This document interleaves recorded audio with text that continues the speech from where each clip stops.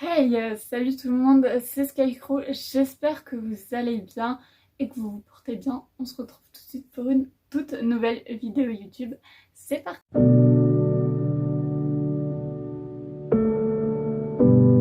Aujourd'hui, j'ai décidé de vous faire une vidéo sur le harcèlement. Ça peut être le harcèlement scolaire ou harcèlement au travail.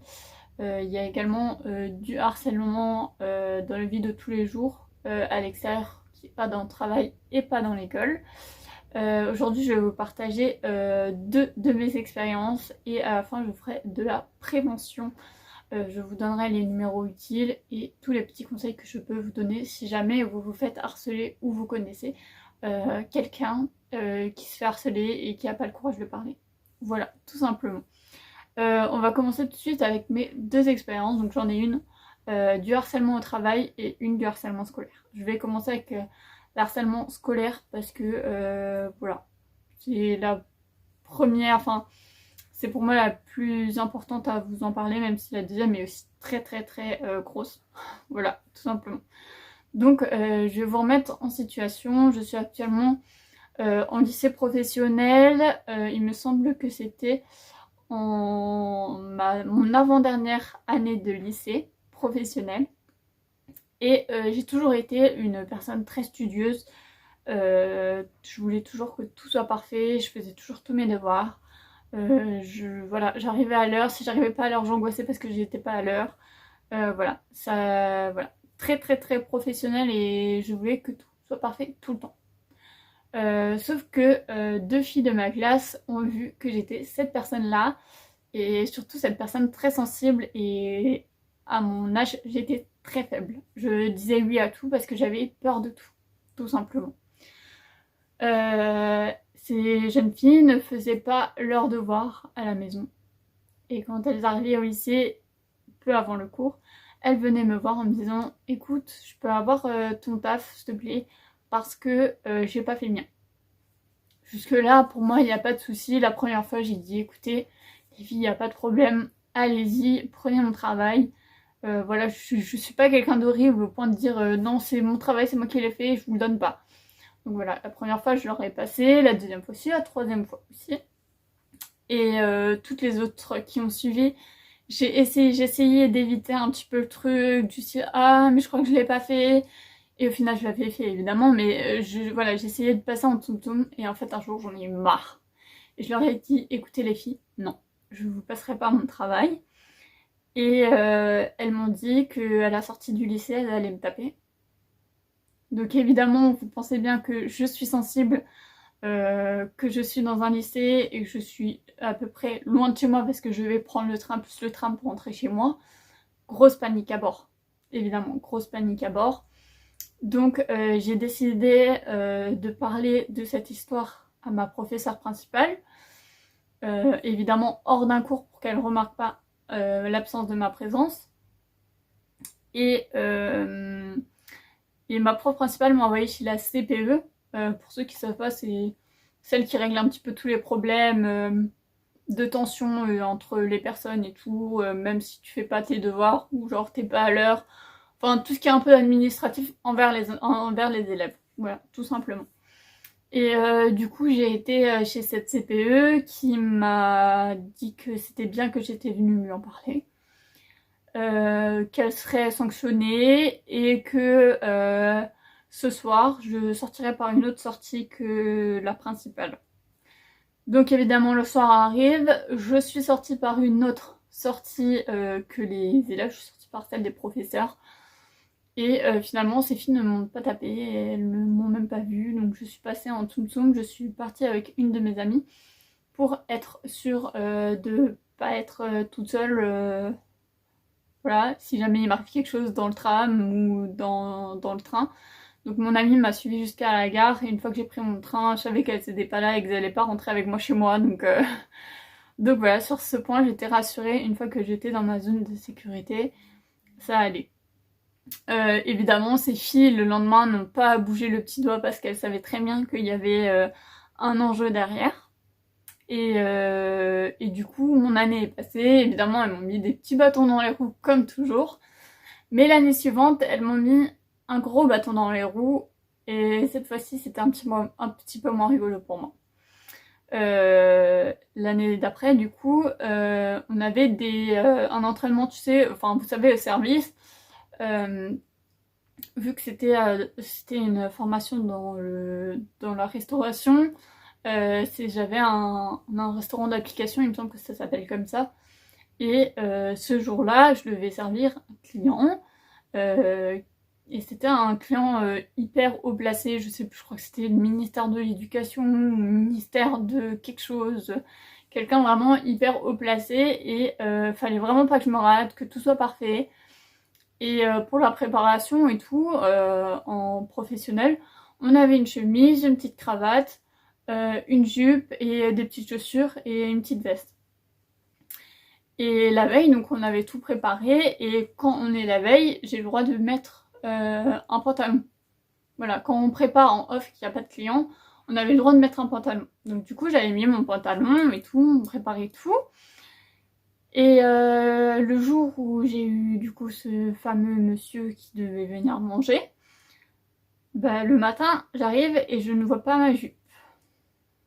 Or, pour un service avec client, je suis obligée de mettre ma jupe. Et je sais très bien que cette jupe, je ne l'ai pas ramenée chez moi, étant donné que hier, la veille, j'avais mon pantalon et que ma jupe était probablement dans mon casier ou voilà, que sûr, elle n'est pas chez moi. Voilà, que techniquement, je l'avais toujours préparée pour le service et tout. Enfin, voilà, je sais pas si vous me connaissez, mais je suis hyper prévoyante sur ça et ma jupe, j'étais sûre que je l'avais.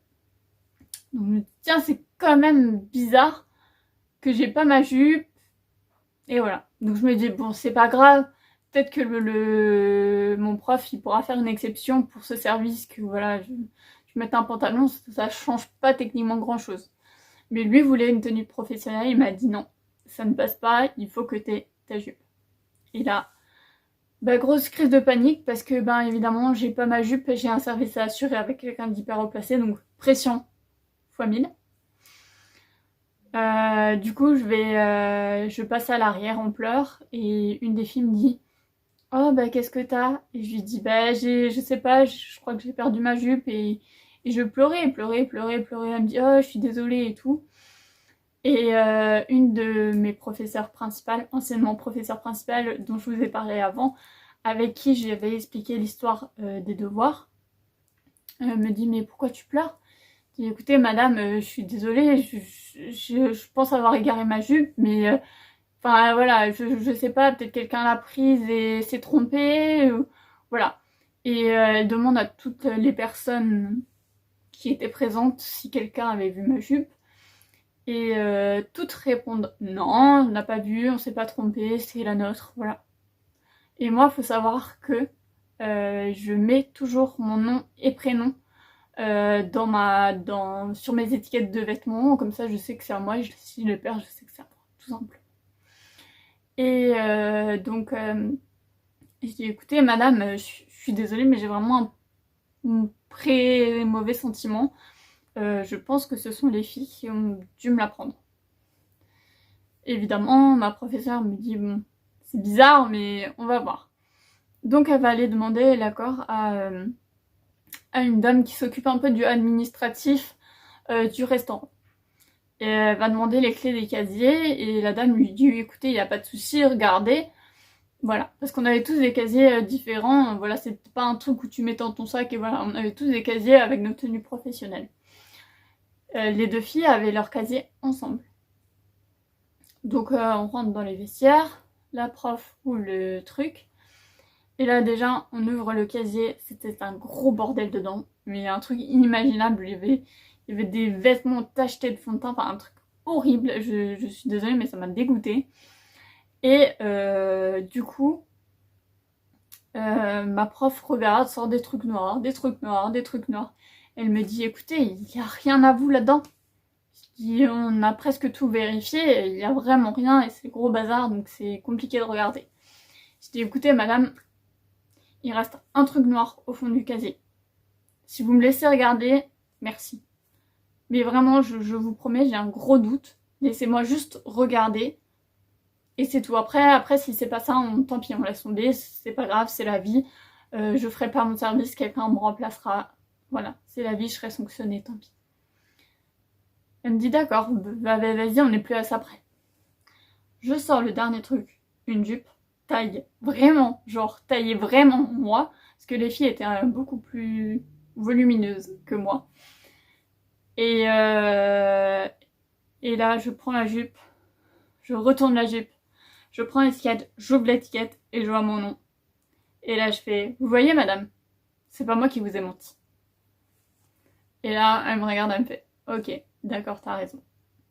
Donc très contente, je remets ma jupe, enfin, je l'ai sur mes fesses. On va aller voir du coup la dame qui gère l'administratif du restaurant pour lui dire qu'au final c'était elle qui l'avait et qu'on la remercie de nous avoir prêté les clés. Et de retour du coup en salle, la même fille qui m'a dit oh mais pourquoi tu pleures, ceci, cela, je suis désolée pour ta jupe, ceci, cela.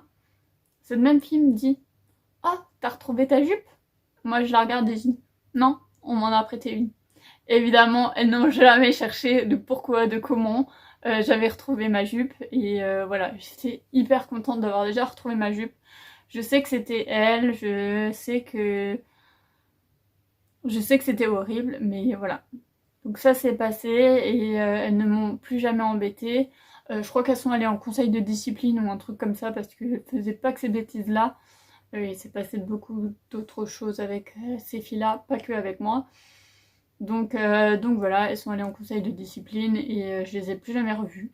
Donc je suis très contente de plus les avoir revues.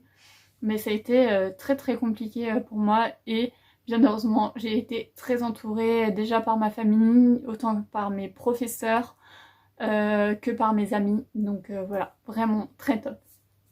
Pour la deuxième histoire d'harcèlement, au deuxième harcèlement, ça a été celui au travail, donc ça remonte il y a 2 ans à peu près. Je venais d'arriver dans une entreprise où ils étaient 2 en cuisine. Et du coup, j'arrivais sur un nouveau poste. Les mois passent, tout se passe bien et je commence vraiment à bien m'entendre avec l'équipe, donc avec les 2 mecs. Donc très bien, tout va très bien.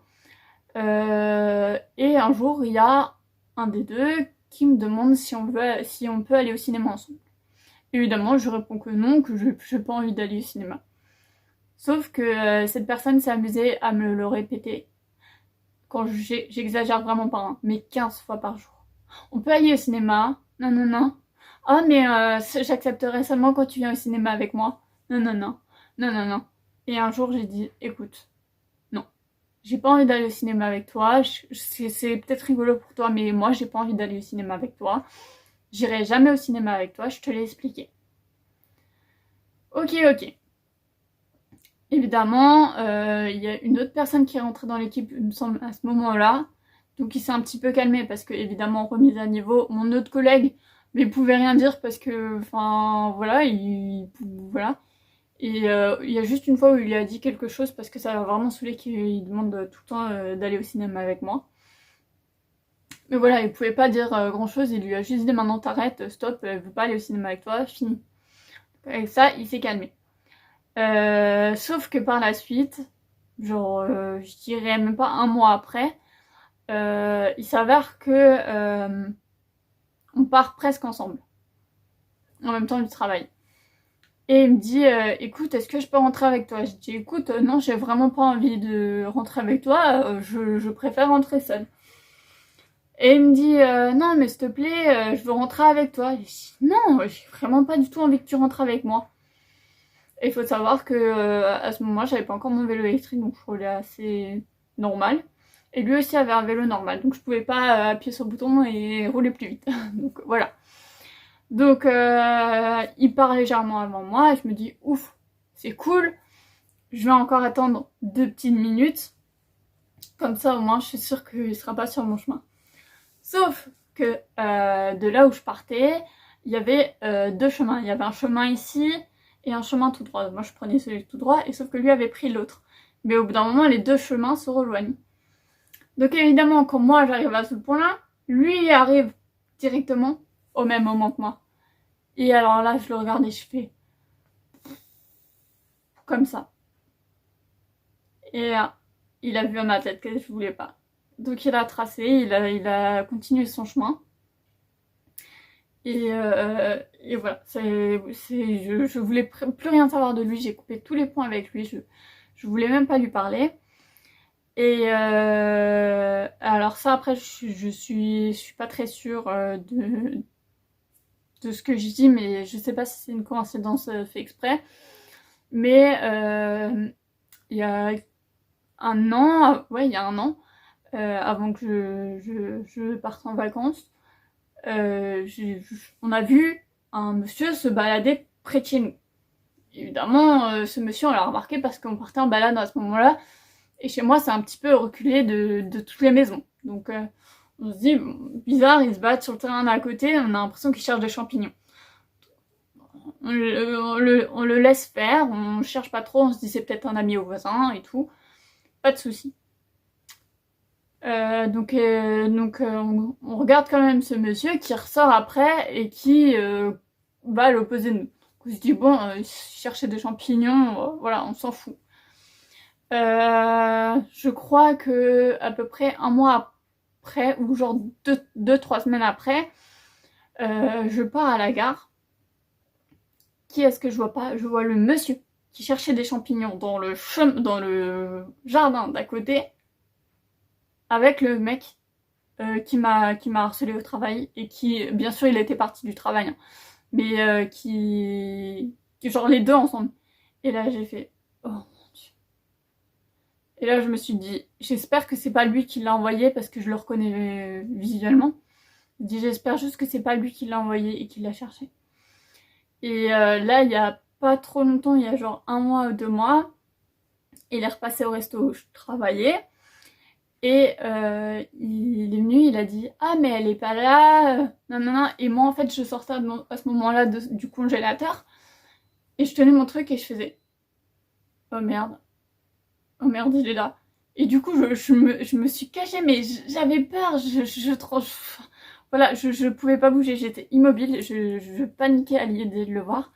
Et là depuis je l'ai plus revu. Et il disait ah elle est pas là, elle travaille pas ce soir, non non. Et j'ai un de mes collègues, je lui fais tu lui dis pas que je suis là.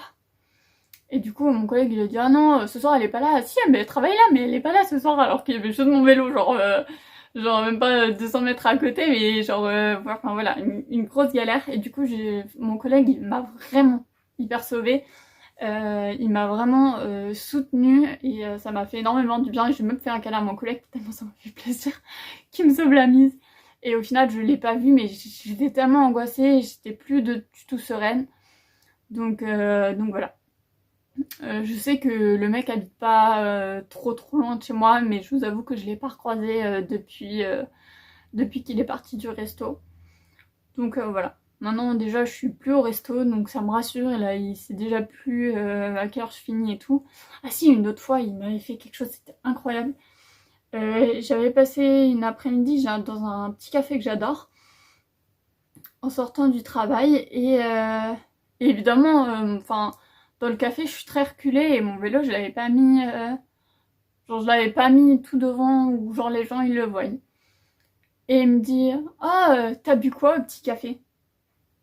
Et là gros yeux, mais mec, enfin comment t'expliquer? Tu pouvais pas me voir dans le café, je suis à l'autre bout du café. Et du coup ça m'a fait hyper flipper et depuis ce moment-là je me suis dit il faut que je coupe tous les ponts avec lui parce que c'est hyper flippant. Donc voilà, je n'ai plus de nouvelles de lui pour l'instant, j'espère que ça durera dans le temps. Et si jamais j'en avais parlé à mes patrons, j'en ai parlé à mes parents. Donc voilà, les gens autour de moi sont prévenus. Même la dame du café, je lui ai dit écoutez, si jamais il vient, l'acceptez pas, si je suis là, ou voilà, je veux pas le voir. Donc voilà, pour l'instant j'ai plus de nouvelles de lui. Les deux filles non plus, j'ai plus du tout de nouvelles. Je suis très heureuse de plus avoir de nouvelles d'elles. Et voilà pour mes petites expériences avec le harcèlement. La dernière était vraiment grosse et m'a fait énormément souffrir parce que du coup je dormais presque plus. J'étais en panique tout le temps, tout le temps, tout le temps. Et voilà. Voilà. Donc maintenant, on va passer à la prévention. Bon, dans cette partie prévention, je vais vous mettre ici un petit post important avec les numéros importants. Autant pour le harcèlement qu'on peut avoir dans notre vie de tous les jours en conditions physiques, mais également le cyberharcèlement, donc c'est le harcèlement par les réseaux sociaux. Nous qui sommes très connectés, c'est quelque chose qui me touche aussi énormément. Voilà, si jamais vous êtes victime de cyberharcèlement ou de harcèlement, je vous mets les numéros juste ici. Pour le harcèlement, c'est le 3020, le numéro à appeler. Et pour le cyberharcèlement, c'est le 3018. Je vous laisse les numéros vraiment ici, que vous ayez le temps de lire si vous avez besoin. Vous pouvez également venir m'en parler si jamais vous êtes victime de cyberharcèlement ou d'harcèlement. Mes oreilles sont ouvertes, mes conseils seront là. Évidemment, si je peux vous donner un conseil de ma part, c'est d'en parler. C'est ce que j'ai fait à chaque fois que j'ai été harcelée, c'est que j'en ai parlé. Et pour moi, ça a toujours été la solution. Alors, je sais que ce n'est pas forcément facile parce qu'on doit se dire que on peut peut-être imaginer des choses ou peut-être qu'on n'est pas... comment expliquer qu'on n'a pas de raison en vrai de se plaindre ou de quoi que ce soit, mais en fait chaque harcèlement, chaque témoignage d'harcèlement est important. Donc si jamais vous êtes victime d'un harcèlement ou témoin d'un harcèlement, n'hésitez surtout pas à en parler. Vous serez pas quelqu'un de différent ou la personne ne va pas plus pouvoir vous agresser que si vous en parlez. En tout cas, si les personnes autour à qui vous en parlez réagiront, techniquement la personne qui vous harcèle est censée arrêter de vous harceler. Voilà, c'est hyper important que ce soit autant au travail, autant dans les écoles. Parlez-en à vos professeurs si vous vous faites harceler. Parlez-en à vos patrons, à vos collègues si quelqu'un vous embête ou ça va pas. Mais parlez-en, pour moi c'est le plus important. Ne vous renfermez surtout pas pour vous-même. Alors je sais, c'est très facile à dire et très compliqué à faire. Je suis passée par là aussi. Mais en tout cas, je suis de tout mon cœur avec vous. Et si vous n'arrivez pas à en parler en face à face avec une personne, écrivez. Voilà, écrivez, ça aide toujours. Expliquez votre situation, mettez votre nom et mettez-la dans la boîte aux lettres des professeurs ou donnez-la à votre patron ou donnez-la à une amie qui pourra vous aider face au harcèlement, voilà, ou au cyberharcèlement, évidemment. Voilà. Sur ce, je vous fais des gros bisous. Je vous souhaite une bonne semaine. On se retrouve la semaine prochaine pour une toute nouvelle vidéo. Je vous fais des gros bisous. Ciao!